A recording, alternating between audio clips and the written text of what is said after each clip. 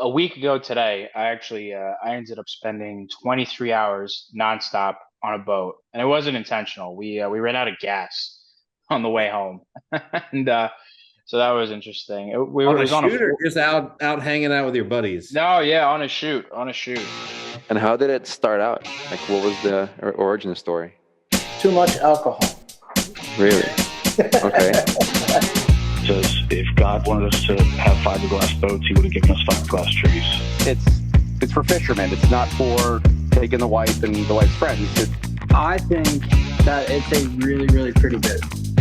And then there was a blur that went by and ended up in the cockpit, as far as if I can remember correctly. Welcome back to State of Sportfishing Podcast. I'm Nick Brullo. I'm joined with me, my co-host, Anthony Pino, with Hooked Optics and Captain of the Blood Money. Today, our guest is Marco Bonaiuto with Boat Buddies, co-founder of the Boat Buddies, and with the Nautical Network.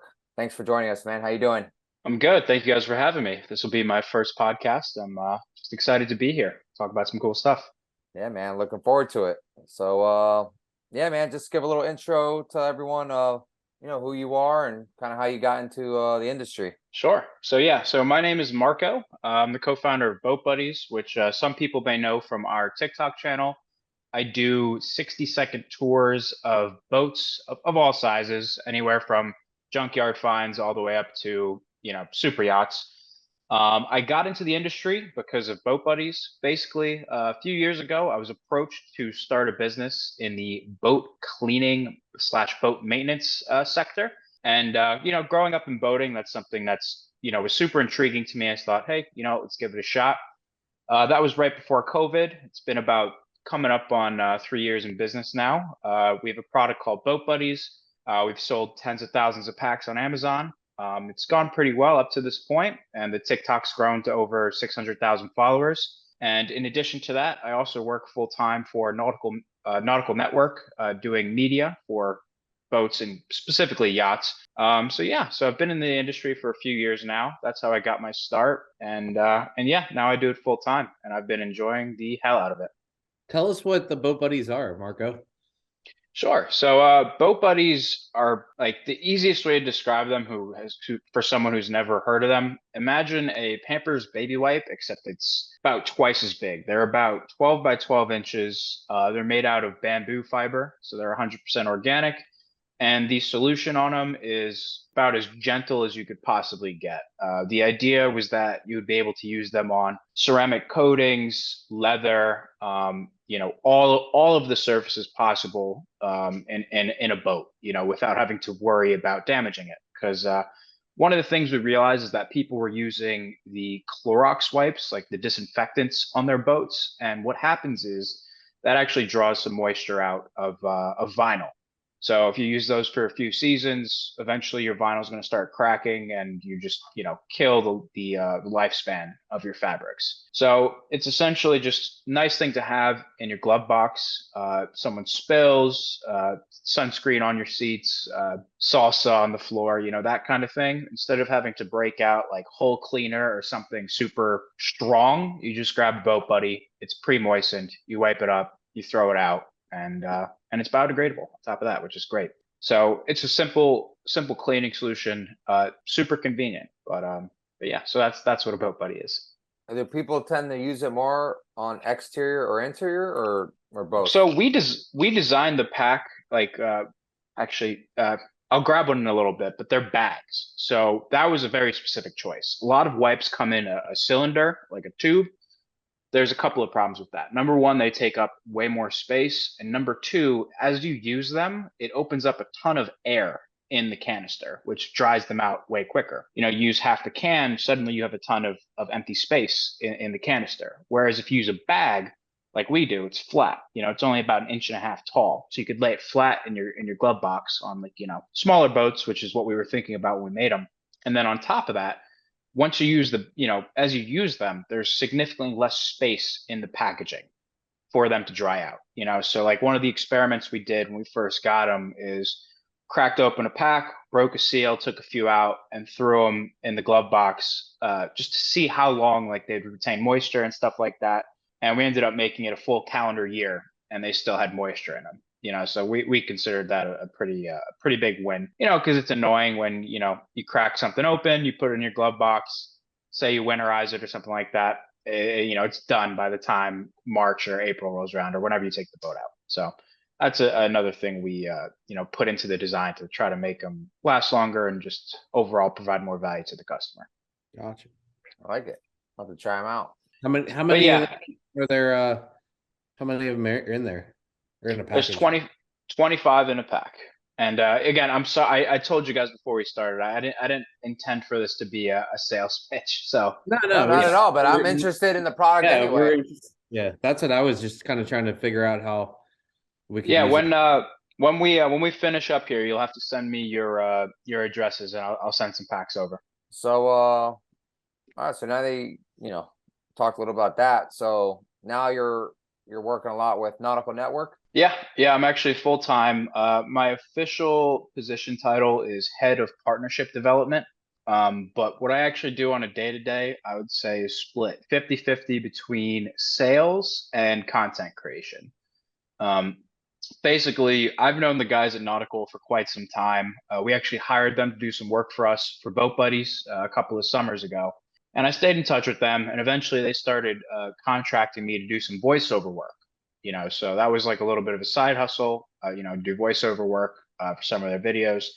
Then eventually over the summer, when I realized I'm like, we could move part-time with Boat Buddies, save some capital, invest in some new products, that kind of thing. I called Billy Pavlock. He's the CEO and founder over there. Said, hey, listen, I think I could do a lot of quality work for you guys. So I moved over there. So now I spend a lot of my time doing more on the content creation side, which is cool. I definitely enjoy being in a creative field, where I have a lot of freedom over the work that I do. I get to, edit the videos. A lot of times I'll actually be on the shoot with some of our video guys, so like I'll get opportunities, go out on a sea trial on like a Viking, for example, like a 70, like nice big boat, and see a lot of cool stuff.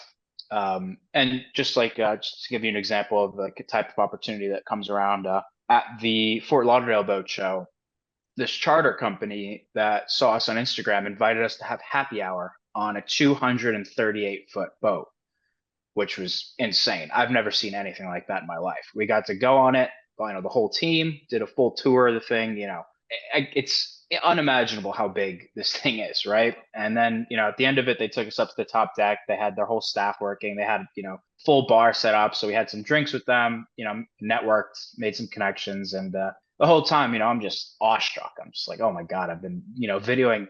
I've probably done 500 videos on boats. No exaggeration. That was by far the biggest one, so being on the media side of things, you definitely get some cool opportunities to, spend some time on these crazy boats.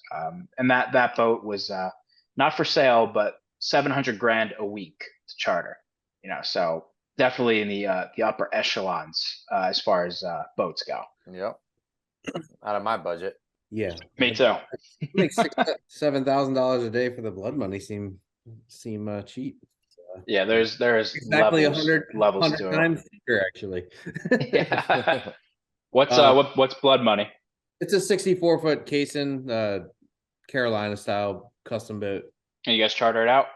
Yeah, I mean we don't do a lot of chartering, but we do a little bit here and there, and here up here in Ocean City most of the time. So I've recently started reaching out to some of my followers because I know a few of the guys I follow on TikTok. One of them's got like a Freeman, something like that. So I reached out to him. I'm like, all right, how much for me to come go fishing? Like, I've never been offshore. I'm dying to go. It looks so cool. I want to, catch one of these trophy fish. Like, it's very alluring. The offshore lifestyle is sick. So I'm dying to try it out. So I've been starting to reach out to people here in Florida to see what's going to cost to go fishing because it looks incredible. It can be, or it can be, or you could be like, promise your brother-in-law that you're going to go out there and catch a whole bunch of sailfish and not catch anything. That's right. Are we over that yet? We're over it. So you just brought it up. Guess it's a bit of a gamble. Not with Nick, not in South Florida. It's a sure thing, unless you're his brother-in-law. Yeah. So let me ask you this, Marco. how long does it take like to make a good quality, like say 35-second video? So it's an interesting question, because since I started till now, the time it takes is probably quadrupled or quintupled. Really? Yeah, when I first started, basically before the wipes were even on US soil, we were thinking, like, how are we going to market these things? And I was actually, at the beginning, I was against TikTok, like in the 2020s, early 2021. I was like, it's like a dancing app for kids, yada yada. But I saw that you had the ability to just blow up on TikTok. That it's very different than Instagram and YouTube and all these other things. So my initial idea was boats cost way more than most people would guess. You could look at like a relatively unassuming boat, it'll be 300 grand. And that just like that surprised me. So the original idea was take a video of the boat and be transparent with the pricing. And back at this stage, when I would do like my videos usually were like 30 to 40 seconds. Without a voiceover, it would take me like 2 minutes. And then once I started adding the voiceover, it would take maybe 15 to 20. And this is in the earlier stage before I started actually using a little bit of editing software and stuff like that. So like, yeah, it would take, like 15 minutes around there, maybe less, maybe more. Nowadays, what I do is I take way more footage. I'll do multiple takes of, certain shots. Like, the first shot is always the most important. It hooks the viewers. So I'll usually take that shot like 3, 4, 5, 6 times. I'll spend a decent amount of time, and that's just shooting it. Then when it actually comes to editing, When you shoot a boat or a video, do you have like kind of a storyboard in your head that you're gonna do when you show up to the boat, or when you figure out what boat you're gonna do, you kind of start to think about it? to be completely honest with you, it's the same on almost every single boat. Like the only time it'll change is when you have to add extra features. So like I was on a shoot in December and it had a tender garage in the aft, and then it had 2 jet skis that came out on like davits or cranes, and like that was super cool. So like that's something I'd like think like, all right, what's the best part of the video to include this in? Like, is this good enough to hook the viewer in the first 3 seconds of the video? Or would the shot of just the yacht as a whole be better because it looks bigger and you basically want to just make it look either as interesting or as extravagant as possible. That's the general rule for the first one. So for the most part, it's the same with every boat. You just add features as you go. And then of course, like it'll change a little bit if I'm actually on the boat at sea. Like if the water is incredibly blue, that catches people's eyes. If you're down in like Key Largo and the water's insane, yeah, you're probably going to be better off getting a shot with the water in it because it, catches attention. But sorry, a little bit of rambling, but that's the general idea. Let's say all these boats on the Nautical Network page. Do you guys have like in-house videographers and everything, or you rotate between like a handful of guys? So we have a few full-time guys. I forget exactly how many, but they are salaried full-time. They're in the office every day, editing and stuff like that. And then we got a bunch of contractors as well. Most of them are, been with us for a while. They have their own things going on the side. That's how a lot of the videographers are. They'll own their own business doing one thing, like real estate, one thing or the other, and then we'll contract them out to do yacht shoots, like especially in like down here in South Florida, because the headquarters are up in Tampa. I live here, and then we have a few of our full-time videographers in South Florida. But because of the amount of volume in this area of Florida, we have a lot of contractors. A few of them live in Miami, a couple live in Palm Beach. So we'll contract them for the day, and they work with us often. We're not just picking up random people. It's people who we contract often, and they'll shoot certain boats depending on everyone's schedule. So it's not so much a rotating cast. It's more just a certain group of contractors we use, and we rarely switch them out because they understand our process. They understand how to shoot boats. They know how to edit. It's kind of difficult trying to transition someone from real estate photography into yacht photography. It's a lot easier to work with people who have shot boats and know how to shoot them. Do you go to the shoots personally, or do you just edit the video? So I will go to the shoots depending on the boat. So like, for You only example, got the nice ones. yeah, like bigger stuff, because my Your job at these shoots 32-foot is Beneteau is not going to be the thing. like I'm an iPhone guy. I don't own a camera. I don't own any professional video equipment. They send me because they know that I know how to shoot with an iPhone. So like I did one of the latest ones that I've done was a Pershing 9X, 92-foot boat that can do over 50 miles an hour. You know, it's a ridiculous piece of machinery. It's a $10 million boat used. So for something like that, if it's getting shot right here in Lauderdale or Miami, yeah, I'm 100% going to that. You know, like the videos we can make with the iPhone content, you know, have a solid chance of going viral. The boat's big enough that you could make a bunch of different videos with it. And, you know, at the end of the day, our clients are hiring us for two things. And this is for, I think it was Allied Marine. You know, they're hiring us to do the shoot, get them fantastic video and pictures for their listings. And then on top of that, they're usually hiring us for distribution. You know, that's eyeballs. So essentially in a case like that, it's up to me, it's up to our social media team. You know, we have a whole team working on this. It's, you know, I'm a small part of the machine. Get eyeballs, you know. So for the Pershing, I gotta be I'm there. watching it now. It's pretty cool. Oh, you're looking at the video? Yeah, I just Yeah, so found it was your so it's your iPhone video mixed in with drone camera, obviously. Probably. I made one strictly iPhone, and I'm sure there are Oh, a couple got of it. Is edits. that the one where you're walking, just walking through the salon and out the back to the giant fucking rooster tail that seems Yeah.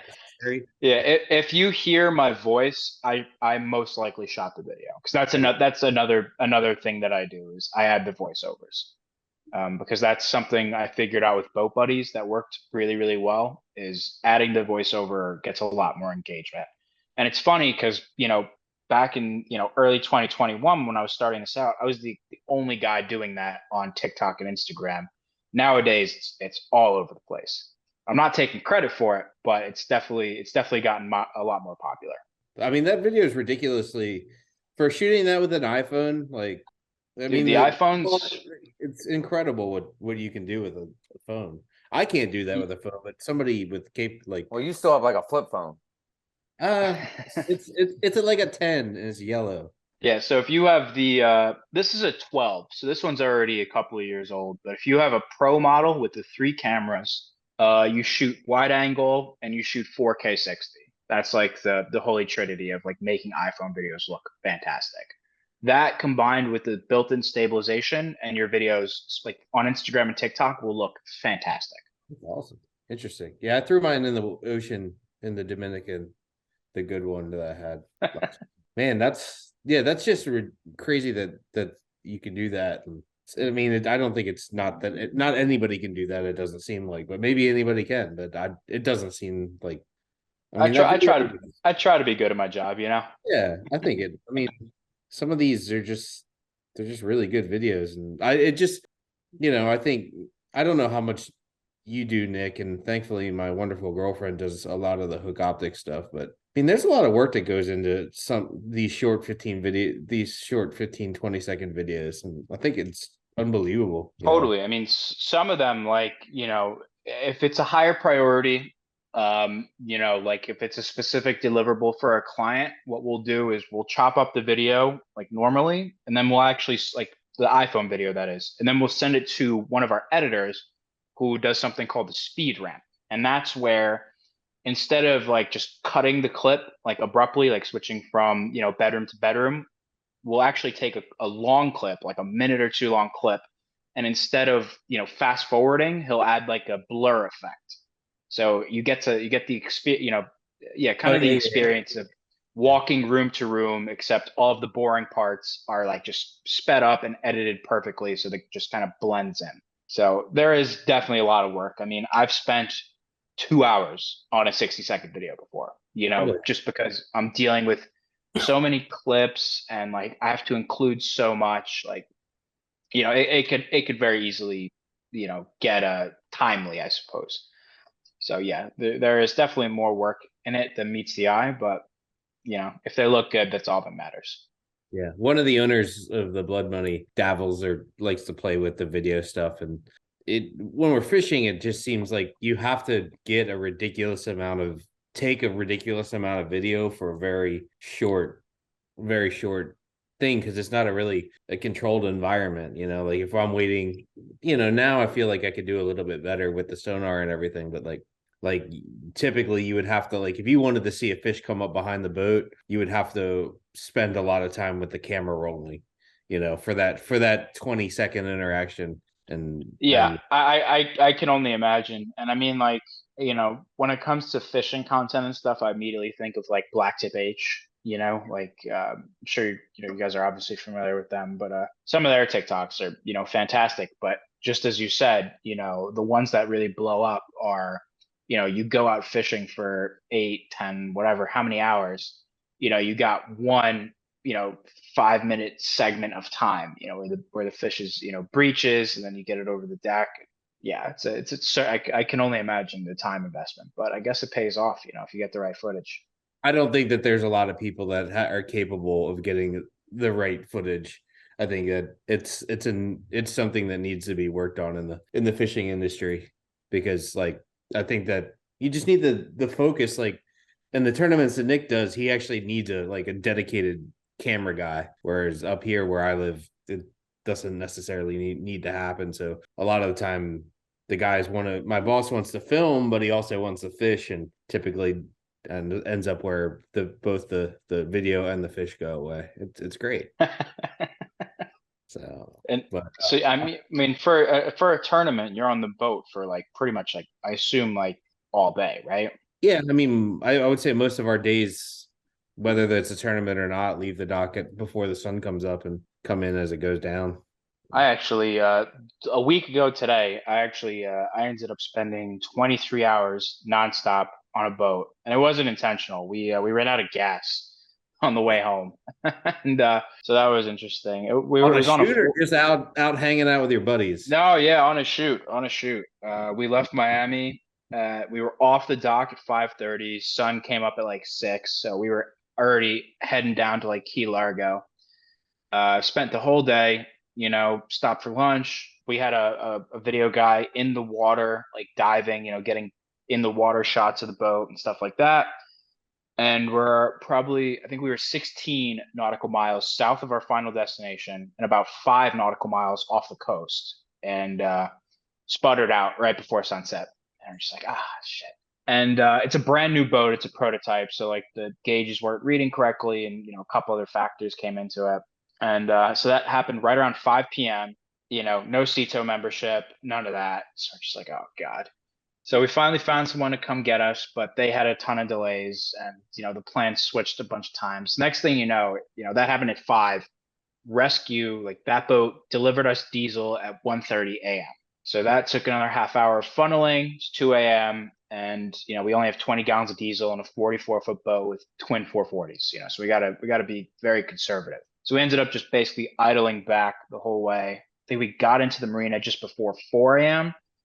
and came home, showered, went to bed at around 6. So that was certainly a long day. I made a TikTok about it, but the company, the manufacturer, ended up asking me to take it down. Understandable. Which kind of, I was, the video got like 300,000 views before they asked me to take it down.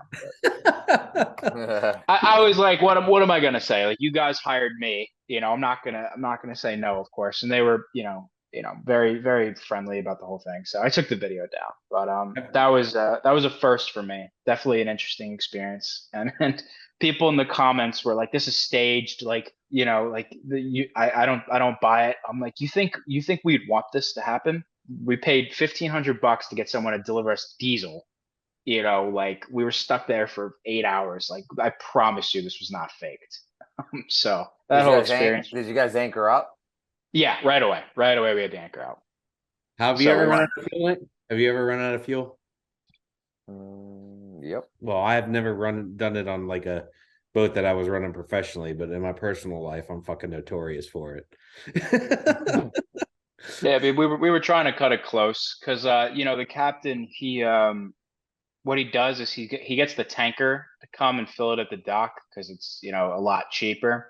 And we were down in Key Largo, and the fuel was like astronomical, so he just topped it up like a bit, and he's like, oh, this will be fine. That combined with the the gauge not reading correctly or whatever it was, like, what are you gonna do? I was there, I wasn't the captain. I was there as an employee, so my stress was kind of minimal. We had plenty of food, water on the boat, whatnot. I was able to get a quick nap in, so it is what it is. Good Could story be though, worse. Yeah. Yeah, exactly. You could be the one that was in charge of the fuel. That's how it could be worse. Yeah. We don't be that guy. Just not a great feeling. I No. feel like in the boat, I feel like the boat runs really well until it doesn't. Like when you run out of fuel, it's like super light, so you're flying along, and then you're just like, well, there's no fuel left, or you're like, Yeah, what? yeah, we were cruising probably at like 20 something knots as well, so just like, and we lost one at a time. So one died, and then like 30 seconds later, the other died. But again, could have been worse. We got rescued, it was calm. We were in protected water, just south of like Brickell in Miami. So it was all good. Again, funny story, if anything. We've gotten to the point on the blood money where I've been like, maybe go check those sight tubes a couple times. Oh, so you guys have a Sportfish page too? Yeah. Yeah, it's a Sportfishing network, I think. Nice. You think? Yeah, like I said, we spend a lot of time with Viking specifically because of our relationship with Galati. So we're on Vikings constantly. Those and the Valhallas as well. Those guys. And I wish I knew more about sport fishing because any opinion I have on sport fish, like whenever I share them on TikTok, I'll be on a Viking or whatever happens to be a Hatteras. I'll say something like, "Oh, I like this feature," and someone will come like, "No, that's shit. Oh, you're That's definitely shit." get crushed. Very, Oh, very. constantly. Center consoles too. Like the only boat where I feel extremely confident in my opinions are cabin cruisers, lake boats, stuff like that I actually have, good amount of experience running. And the leisure boats, like the day boats and stuff like that. But yeah, no, the sport fish, I walk I tread lightly with my opinions on those because usually someone's gonna have something to say about it. Trust me. But I kind of like that in some respect. I like stirring some stuff up in the comments. It's good for the video. Whatever opinion you have, well, any of us have is likely wrong in my. Yeah, the boating community. I mean, I guess most communities are like this. They're very on social media. They can be very toxic. You can say something very lighthearted, and it's like, no, you are so wrong, so far off the mark. Yeah, that happens in the sport fishing a little bit. It's funny, man. Pretty interesting stuff, though, man.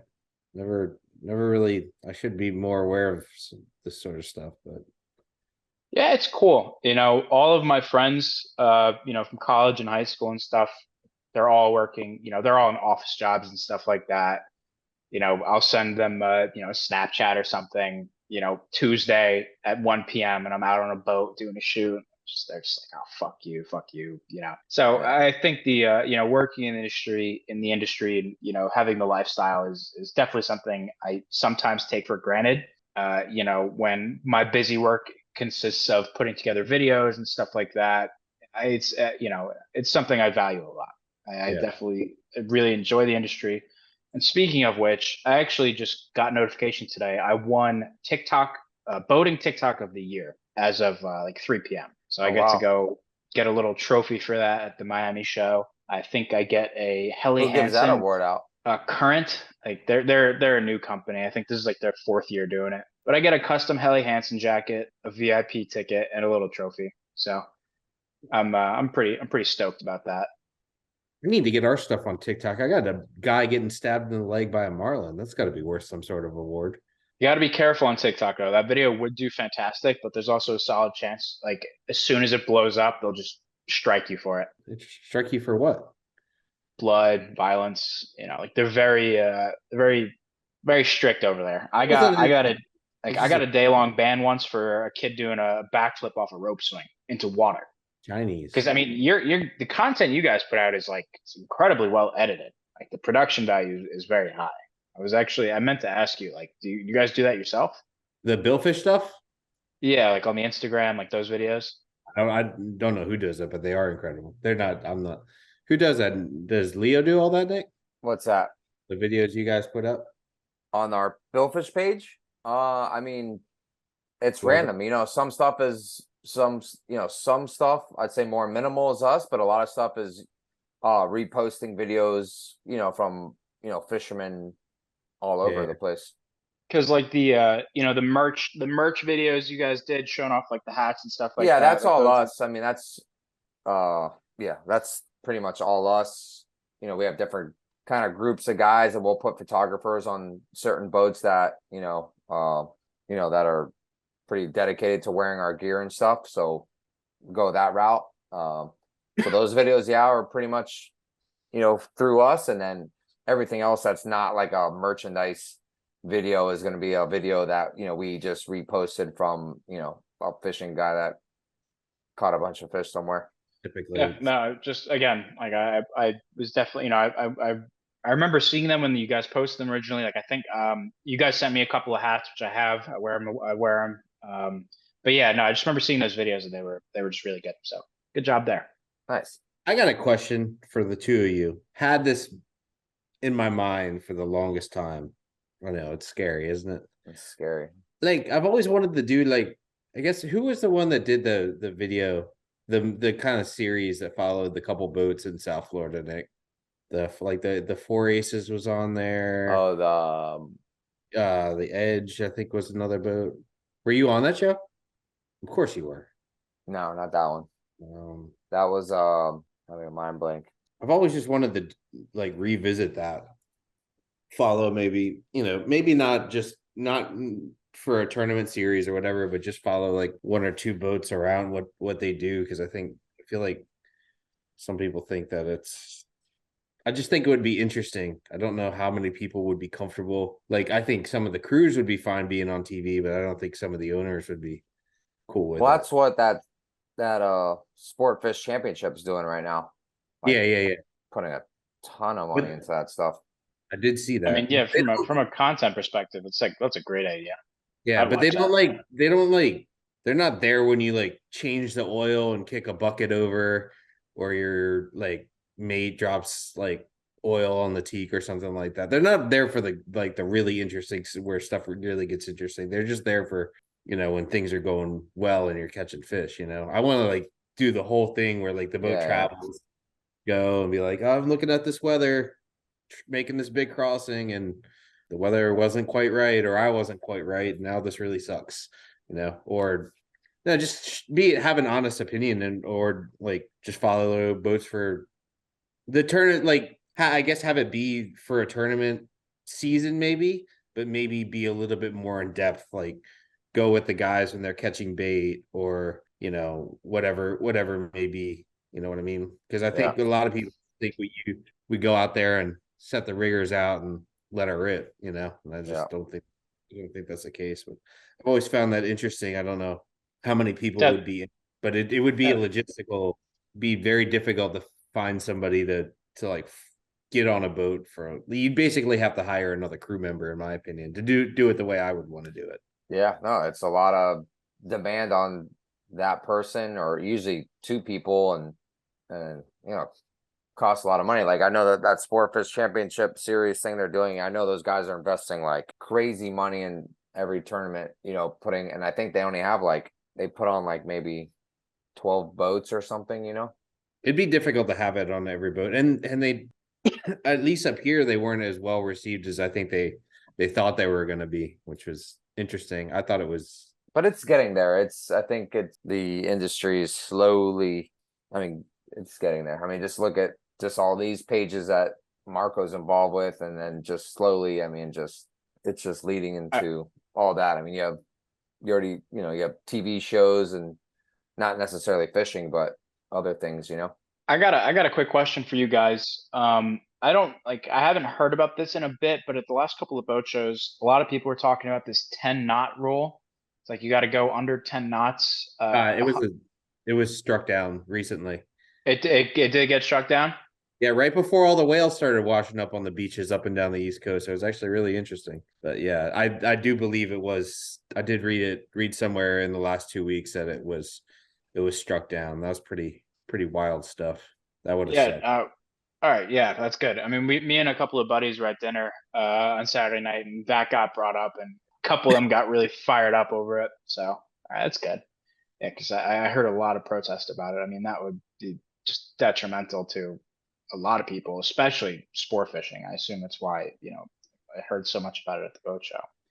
All right, that's good. That's good though. Yeah. I don't think it really affected you down there, did it, Nick? No. You were kind of south of it all. Basically from anywhere from from New York to Jacksonville was going to be if this group called Oceano had its way from New York to Jacksonville, 90 to 100 miles offshore would have been a 10-knot zone from the months of October to June or something like that till Memorial Day. Basically, it was wild. Geez. Yeah, Yeah, yeah.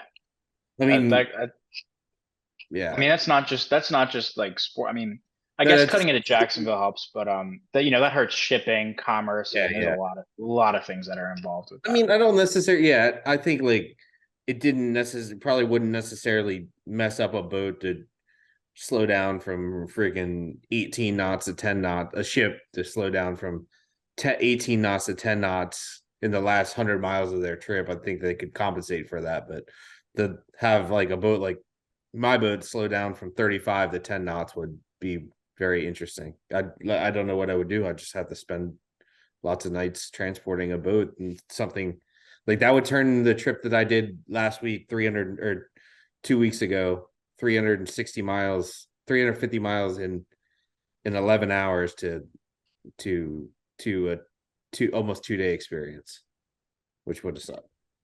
Yeah, that's quite a big difference. Glad it's over. And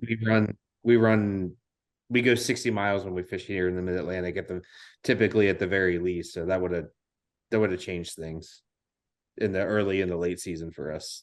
We would have just started fishing on June 1st or whenever they lifted it. But thankfully, I know Mr. Healy at Viking Outs was super into speaking out against it. And a couple other prominent people, they got that abolished, thankfully. And you said you're in Ocean City, right? Maryland? I'm not gonna lie to you, I don't know anything about the Mid-Atlantic region. I mean, the past few summers I've lived on Lake Norman in North Carolina, and I've always heard about, I think is it Big Rock? Is it the one that happens in the Outer Banks? That's the one. In Morehead City, yep. Yeah, I really wanted to go, but it just never worked out with timing. But I'll get there eventually. Yeah, I guess the fishing there is pretty good, huh? Not particularly. It's no, I mean, especially it's the week leading up to the couple weeks leading up to the Big Rock is typically best. I've never personally fished it. We've kicked around the idea, but no, I just think that on the East Coast, and especially from in the Mid-Atlantic to the Northeast, there's a lot of people that have the finances and funds to fish. So I think that they like to fish at home. So hence why we have these incredibly big tournaments, because it's kind of it's a seasonal thing. And I think we just have people that have the resources, and we have enough fishing to make it worthwhile. And then throw in the gambling aspect of it. Next thing you know, you have 100 to 450 boats in the tournament. People making. And how does that work? People are making side bets, each boat buys in. It's all basically run through the tournament. There's a basic entry fee, and then there's added bets that the more you bet, the more you win. You could win the biggest fish in the tournament and not be in all the bets, and the second place boat will win $5 million and you win $100,000. And it's great. I'm gonna apologize to the listeners, because it's probably some very basic information, and I apologize. I'm just trying to learn, Yeah, no worries. Yeah, it's I just thought it'd be an interesting thing to follow the front runner program around South Florida while they attempt to dominate. Scare the hell out of them. How many more tournaments? I guess 3 big ones. Challenge, JJ, and Final Sale. Operation was just the only one that goes for the jacket, right? You can recover. You'll be fine. And back. You're located in South Florida as well? I'm in Miami. Miami? Oh, okay, cool. It's not too far. They're in Lauderdale, right? Yep. Yeah, I'm almost in Pompano. I'm in Lauderdale by the Sea, which is about as north as you can get without being in Pompano. But yeah, man, I'm definitely liking Florida. I mean, I chose the snowbird route early in life, and certainly go. enjoying it. Just this past weekend, it was back in my hometown. I think it was like -5 with the wind chill, and it was 83 pretty much the whole weekend here. Beautiful, and enjoyed myself. Yeah, just rub it in Anthony's face. I don't care. You can have your Florida. Too much traffic, too many people.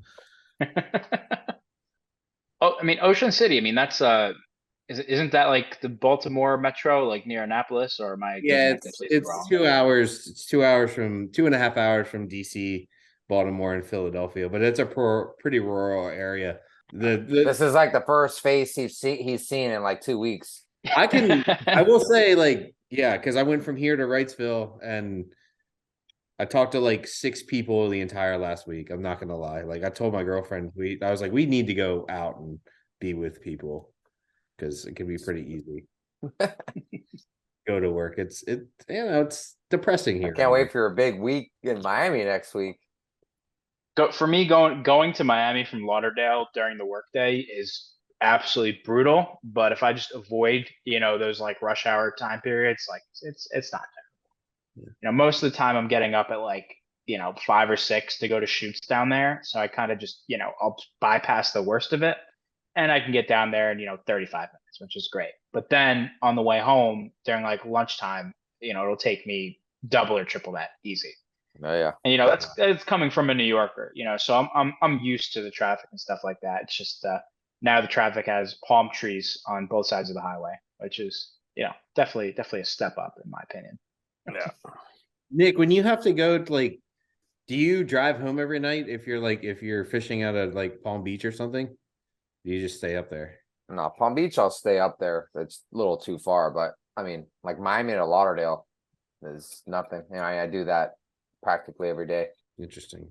Yeah, the one thing when I was working, I lived in Boynton my first year there. I was doing a internship at the Billfish Foundation, and then I was like working on some boats, some Ocean City boats that were there when I wasn't doing the internship because I wasn't making very much money, so I had to go like work on boats to get through the internship. And like getting the idea of like getting in the car and driving like 40 minutes like to go fishing was something that was interesting, like new to me, down like a major highway. Like I'm 10 minutes from my boat. Like if we want to leave the dock at 4:30, I leave the house at 4:10 and we're leaving the dock at 4:30, which is kind of nice. That's extremely nice. There's that's a luxury in itself. That's nice. Yeah.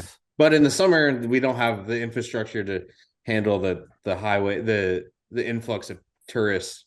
So if it's not early in the morning, you're getting stuck in traffic too, which is frustrating for somebody who isn't used to it. Yeah, I mean, Ocean's, that's like a big like summer destination, right? Like people got like beach houses there and stuff like that. Like all the DC people come down.